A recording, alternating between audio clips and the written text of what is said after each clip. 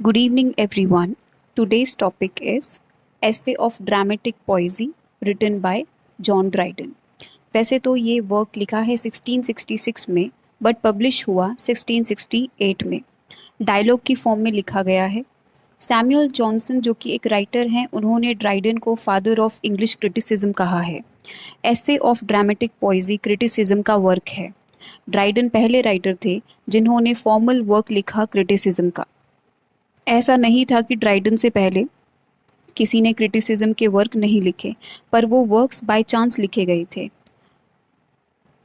जैसे कि Philip Sidney और बेन जॉनसन ने भी कुछ वर्क्स लिखे हैं, बट वो वर्क फॉर्मल नहीं थे, कंसिस्टेंट नहीं थे।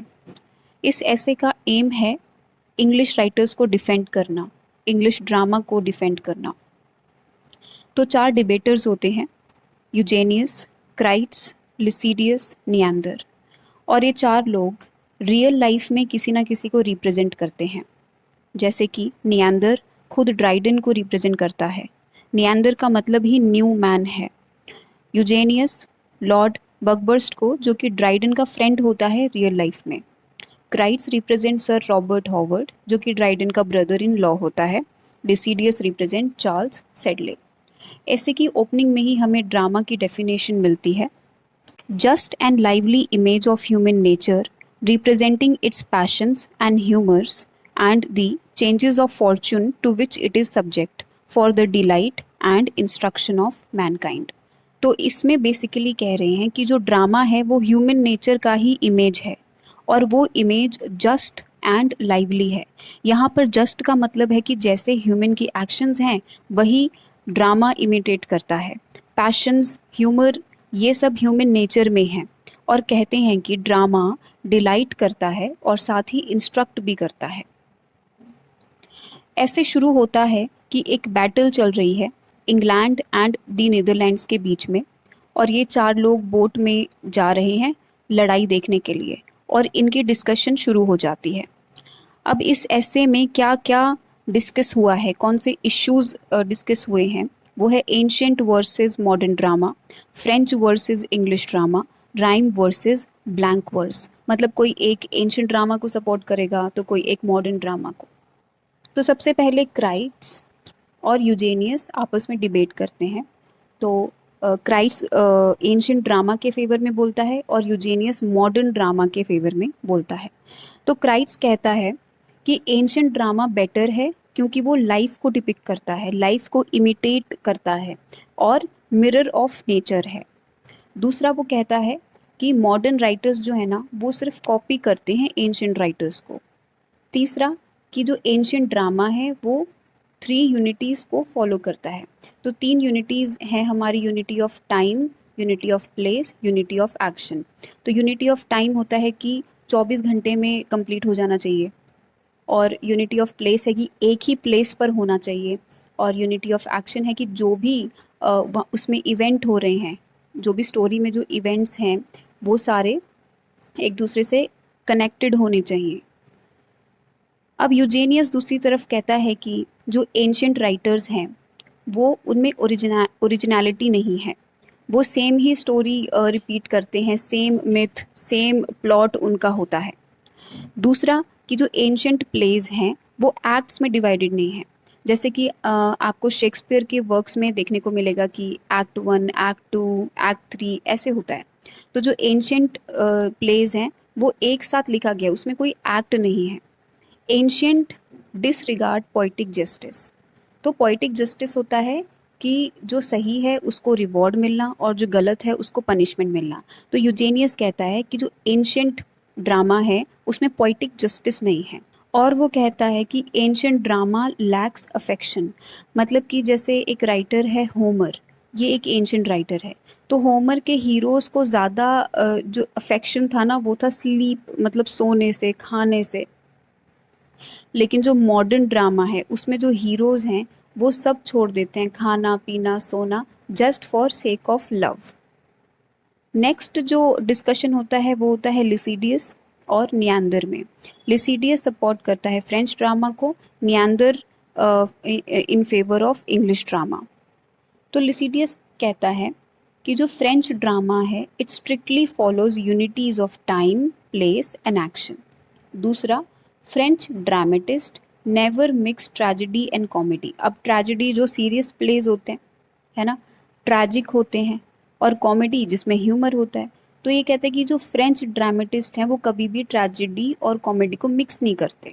ठीक है, मतलब ये इनके लिए अच्छी बात नहीं है। जो लिसिडियस है वो फेवर में बोल रहा है कि जो ये ट्रेजेडी और कॉमेडी को मिक्स कर देते हो ना, ये खराब कर देता है ड्रामा को। ठीक है, नेक्स्ट लिसिडियस कहता है कि French drama prefer emotions over plot. जैसे उन्होंने कोई मर्डर का सीन दिखाना है तो वो ना स्टेज पर नहीं दिखाते उसको सीन को, वो जस्ट इन्फॉर्म कर देंगे कि ये बंदा मर गया या फिर इसका मर्डर हो गया। ठीक है, वो दिखाएंगे नहीं उसको। Next, strictly adhere to the poetic justice. तो पोइटिक जस्टिस में जैसे मैंने पहले बताया कि सही को रिवॉर्ड करना और गलत को पनिश करना, तो ये चीज़ फ्रेंच ड्रामा में है अकॉर्डिंग टू लिसिडियस। अब नियांदर की बारी आती है, वो क्या बोलता है कि deviation from set rules and unities gives diverse themes to drama. अभी ऐसा क्यों बोल रहा है, क्योंकि इंग्लिश ड्रामा में कई लोगों ने यूनिटी को फॉलो नहीं किया, जो 3 यूनिटीज़ हैं हमारी, तो उसके ऊपर ये कहता है कि यूनिटीज़ जो है ना, अगर हम उससे हटते हैं, मतलब रूल्स से थोड़ा सा हट के, या अगर स्ट्रिक्टली फॉलो नहीं कर रहे हैं हम उस चीज़ को, तो वो डाइवर्स थीम देती हैं, मतलब विविडनेस देती हैं ड्रामा को। So for Neander, tragic comedy is the best form of drama. Both sadness and joy are set side by side, hence closest to life. तो नियांदर कहता है कि ट्रैजिक कॉमेडी एक साथ होती है, तो मतलब सैडनेस और जो जॉय है वो साथ में दिखाया जा रहा है, और असल लाइफ में भी यही होता है, तो कभी सैड तो कभी जॉय, तो ये क्लोजेस्ट टू लाइफ है। Next, Neander talks about greatness of Elizabethans, मतलब जो एलिजाबेथ एज के राइटर्स थे उनकी ग्रेटनेस के बारे में बात करता है। Neander says French drama raises perfection but has no soul और emotions as it focus on the plot. मतलब उनका ना ध्यान परफेक्शन पे ज़्यादा है, तो इसलिए वो इमोशंस को इग्नोर करते हैं, उनका सारा फोकस प्लॉट पे होता है। ये नियांदर का मानना है। लेकिन हमने जैसे पहले पढ़ा कि लिसिडियस का मानना ये है कि French drama prefer emotions over plot. Next, Neander बोलता है कि French drama have single plot. ठीक है, वो एक ही प्लॉट होता है उनका, इसीलिए उसमें वैरायटी नहीं होती। तो जैसे जो कि इंग्लिश ड्रामा में सब प्लॉट्स होते हैं, और नियांदर ये बिलीव करता है कि सब प्लॉट एनरिच द ड्रामा, उसको इंटरेस्टिंग बनाता है। ठीक है, नेक्स्ट डिस्कशन होता है क्राइट्स और नियांदर के बीच में। तो क्राइट्स ब्लैंक वर्स के फेवर में होता है और नियांदर राइम वर्स के फेवर में होता है।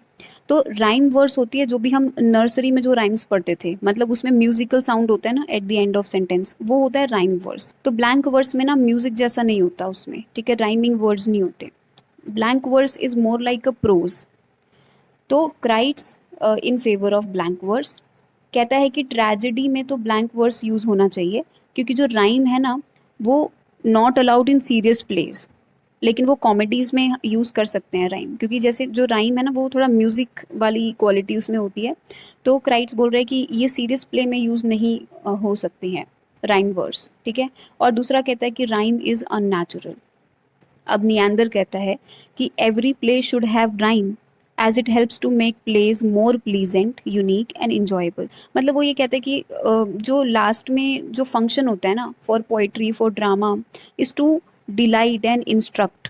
तो राइम हर प्ले में यूज़ होना चाहिए, क्योंकि ये प्ले को और प्लीजेंट बनाती है, यूनिक बनाती है और इन्जॉयबल भी बनाती है।